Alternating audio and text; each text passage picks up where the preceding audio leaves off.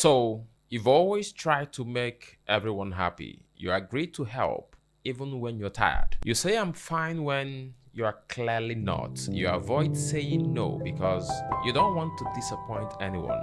That's not just being nice. Psychologists call this people pleasing. But maybe you are just being polite, respectful, a little extra helpful, right? Definitely not scared of rejection. Let's just explore this a bit, maybe in case. You've already had a long day. You just sat down to rest and someone asks you to run an errand. You want to say no. Your whole body is saying no. But you smile and say, sure, no problem. Then you feel angry later, not at them but to yourself. That's people pleasing. You push yourself too hard to make others happy and forget about your own needs. But maybe you're just being helpful, right? Your friend invites you out, you're tired, you need sleep, but still you go. Why? Because you don't want them to feel bad. You don't want to be the bad friend. You said yes, not because you want to go, but because you're afraid of being left out or judged. That's not love, that is fear. But maybe you just really like spending time with people, right? Could that be that too?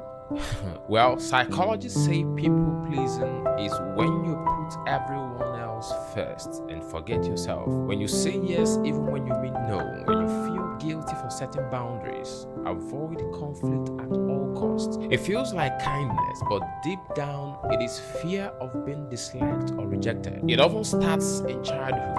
Maybe you grew up in a home where you had to behave perfectly to get love. You got praised for being the good child, or you learned that upsetting people meant losing connection. So you became the helper, the peacekeeper.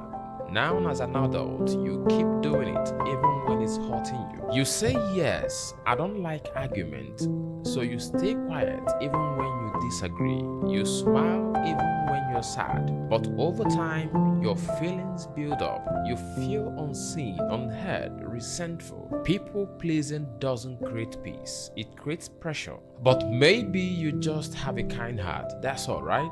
Okay, then why is this a problem? You forget who you are. You start to feel tired all the time and you avoid hard conversations, so the problem grows. You say yes too much, then silently suffer.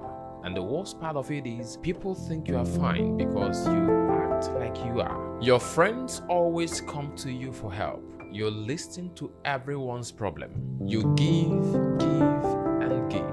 But when you need help, no one is there. You start to feel like people only like you when you are useful.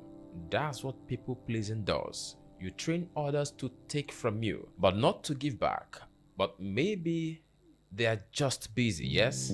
Yes, maybe they must be busy. So how do you stop people pleasing? Or even just try a little. Number one is to pause before you say yes. Do I really want to do this? Does this align with my value? Do I plan to do this? Number two is to practice saying no kindly but clearly. I can't give help right now. I just need some rest. Maybe next time.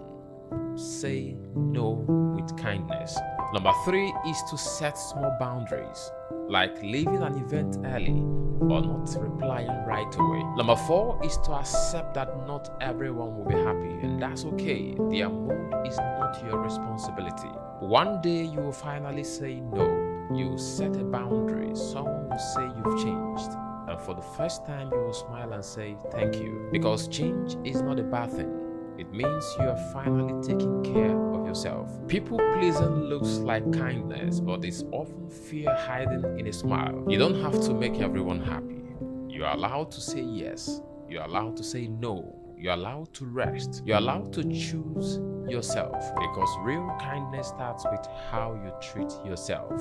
Thank you for watching. As always, I will see you in the next video.